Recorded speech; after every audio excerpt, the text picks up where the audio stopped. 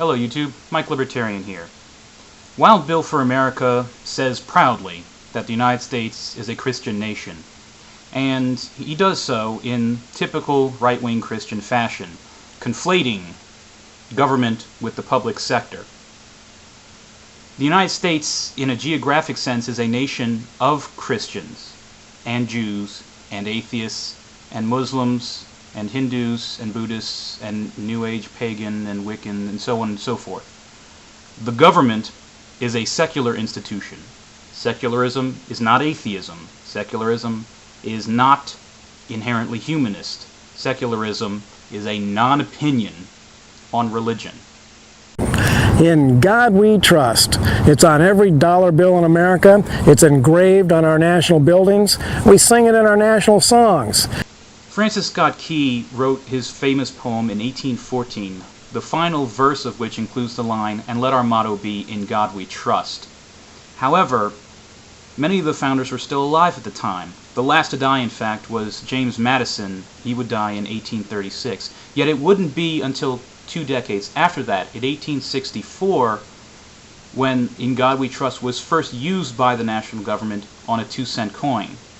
It wouldn't become our motto until a century and a half after the death of most of the founders, in 1956.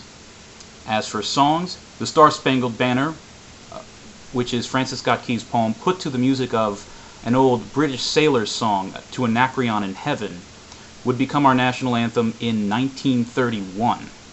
Carved into the wall of our Capitol building is, "America, God shed His grace on thee." A line from America the Beautiful, written by Catherine Lee Bates in 1893, far from being a founder. In fact, the fact that you choose this line to talk about it being in the Capitol suggests to me that you don't really know what you're talking about, because it's not featured prominently anywhere. It's just one of many lines that lines the hallways between chambers. There are in fact more explicit references in more prominent places, such as in the Senate chamber over, I believe it's the east entrance, says "In God We Trust," and one of the other entrances makes another reference to God. I can't remember at the moment. And then there's a similar reference to God in one of the entrances of the House chamber. But again, all of these were put in place in the last century, far from being intended by the founders, let alone put there by the founders. The top cap of the Washington Monument says, "Praise to God," in Latin. I think before we go any further, I should state that what certain politicians do at certain points in our nation's history to try and get their personal religious beliefs endorsed by the government is against the Constitution and does not reflect or suggest that we are in fact a Christian nation, because we're not. That said, yes, Laus Deo is on the capstone, which was placed there in 1884, again, long after the founders. And at the very first meeting of the Continental Congress in 1774, every congressman there recited Psalm 35 together. Here's where things get a little nuanced, but in short, opening a legislative session with a prayer is the exception rather than the rule. Quite simply, as of the Constitution being ratified in 1789, legislative sessions being opened with prayer is an endorsement which is unconstitutional. However, when these things were challenged in courts in the past, courts decided that the tradition outweighed the unconstitutionality. Now, our legal system is very heavily based on British common law. British common law is very heavily reliant on tradition, in which no written constitution exists. Britain also happens to be an actual Christian nation. This does not make us a Christian nation here in the United States. And again, I stress that opening legislative sessions with prayers is the exception rather than the rule, and is only there because the courts have judged that tradition outweighs unconstitutionality, though that's beginning to change. Lincoln's inaugural address mentions God 14 times and quotes the Bible twice. Lincoln. Much like Jefferson and a few others, what exactly his personal beliefs were is a bit of a muddle. And like Jefferson in particular, Lincoln, in an age before mass media and the internet and people popping out camera phones to record everything you've ever said, they tended to say one thing in public and one thing in private.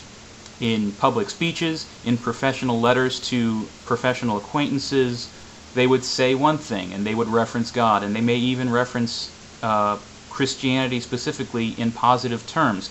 But in private, they are both very anti-Christian type of people, very anti-organized religion in general, and Lincoln especially, considering the amount of doubts he expresses in the very existence of any God, he may very well have been an atheist. I love the quote on the Thomas Jefferson Memorial. It says, "I have sworn upon the altar of God eternal hostility against every form of tyranny over the minds of man." Once again, a monument which was built during World War II, long after the founders, and in fact the passage from Jefferson which is on the walls is an amalgam spliced from a number of his different works, and the context is kind of skewed in the process. The line in which you cloak yourself is particularly interesting because in its context, the way he originally meant it when he said it is 180 degrees different from what you're using it for. In fact, before I read the passage from his letter where it comes from, understand that when someone says God, especially some of the founders, as many of them were deists, when someone says God, they don't necessarily mean the Christian God of Abraham, of the Bible, and all that shit. What does a deist call God? God, with a capital G. What does a Muslim speaking English call God? God, with a capital G. Allah is simply the Arabic word for God. In fact, the God of Islam, his actual name, Yahweh. Read the Quran. Anyway, his letter to Benjamin Rush, I believe it was from the year 1800. I promised you a letter on Christianity, which I have not forgotten. On the contrary, it is because I have reflected on it that I find much more time necessary for it than I can at present dispose of. I have a view of the subject which ought to displease neither the rational Christian, not referring to you, nor deists, and would reconcile many to the character they have too hastily rejected. He's referring to himself because in the 1800 election he was greatly besmirched by the Christian lobby who thought he was an atheist. Again, no, he's not an atheist, he was a deist. I do not know that it would reconcile the genus irritabilitatum, species of irritable poets, again referencing people like yourself, who are all in arms against me. Their hostility is on too interesting ground to be softened. The delusion into which the XYZ plot showed it possible to push the people, the successful experiment made under the prevalence of that delusion on the clause of the Constitution which, while it secured the freedom of the press, covered also the freedom of religion, had given the clergy a very favorite hope of obtaining an establishment of a particular form of Christianity through the U.S., and as every sect believes its own form, the true one, everyone perhaps hoped for his own, but especially the Episcopalians and Congregationalists. The returning good sense of our country threatens abortion to their hopes, meaning when people are of good sense, they will not allow the establishment of Christianity, like what you're advocating for. And they believe that any portion of power confided in me will be exerted in opposition of their schemes, and they believe rightly. For I have sworn upon the altar of God eternal hostility against every form of tyranny over the mind of man. The tyranny over the mind of man he was referring to were people like you trying to get an endorsement of Christianity by the U.S. government. The Supreme Court has stripped government buildings of the right to have the Ten Commandments posted, but the Supreme Court has the Ten Commandments posted all over their building. The reason Ten Commandment monuments like the one at the courthouse in Alabama were struck down as unconstitutional by the Supreme Court is because they were express endorsements of one particular religion over others by the government. That is unconstitutional. Now, you mentioned depictions in the Supreme Court building itself in Washington, D.C. First, rather than being religious depictions of the Ten Commandments, they are actually more, from a secular viewpoint, depictions of Moses as a great lawgiver among other great lawgivers. And secondly, far from being all over the place, there are only two such depictions of Moses. First, over the east entrance, he's featured quite prominently alongside Solon of Athens and Confucius, other great lawgivers. Inside the chamber itself, he's not even featured prominently at all. He's one of 18 great lawgivers in history who are displayed along the sides of the chamber. I'll read the full list of them to you now. Menes, Hammurabi, Moses, Solomon, Lycurgus, Solon, Draco, Confucius, Octavian, Caesar Augustus, and on the other wall, Justinian, Muhammad, Charlemagne, King John, Louis IX, Hugo Grotius, Sir William Blackstone, John Marshall, and Napoleon. You will note that Jesus is not present. You will note that Muhammad is. Are we a Muslim nation? So please, help me to understand what kind of a fool would announce that the United States is not a Christian nation. Obviously one that has very little knowledge about American history and who doesn't care to learn it. Such a person should never be trusted in a leadership position. To quote the Treaty of Tripoli of 1797, Article 11 begins, "As the government of the United States is not in any sense founded upon the Christian religion."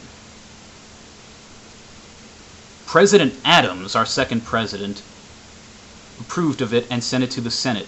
The Senate read it aloud before the entire chamber, who then unanimously voted to ratify the treaty. This is the third unanimous vote ever in the Senate. You have said that someone who makes these kinds of statements, that America is not a Christian nation, is someone who doesn't understand our history and is essentially willfully ignorant, except that the men who live the history have the complete opposite understanding of what you contend. You, sir, are the one who is willfully ignorant, and an arrogant son of a bitch at that. And how about those 10 commandments? Don't lie, don't steal, don't murder, honor your father and your mother. What kind of people would be offended by such things? I guarantee you they are not the kind of people you want to trust your children to.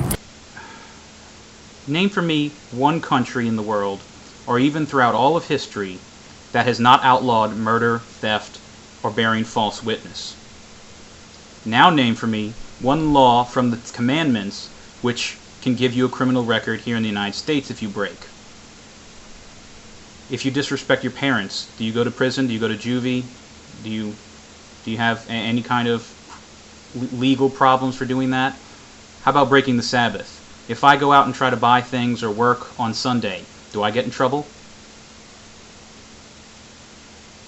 How about using the name of God in vain? God damn it. Am I about to get arrested for saying that on the internet? How about in a nation based on capitalism? In a capitalist nation, is coveting discouraged?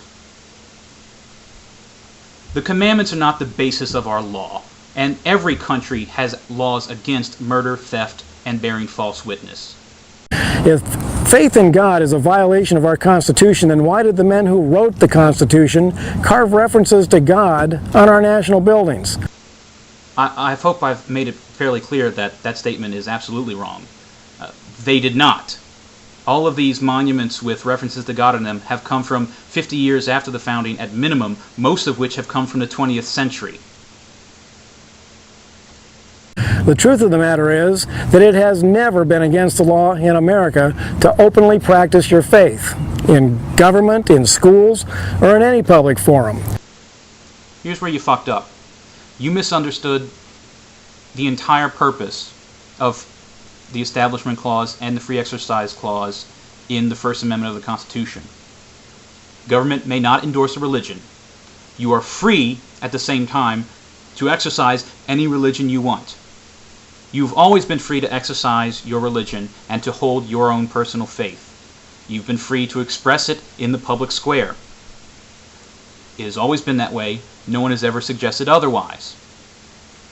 You're bitching because people from your camp have successfully inserted little references to their personal superstition into the government or into buildings here and there, and people are going back and trying to remove that now that we have come to our good senses, as Jefferson once said.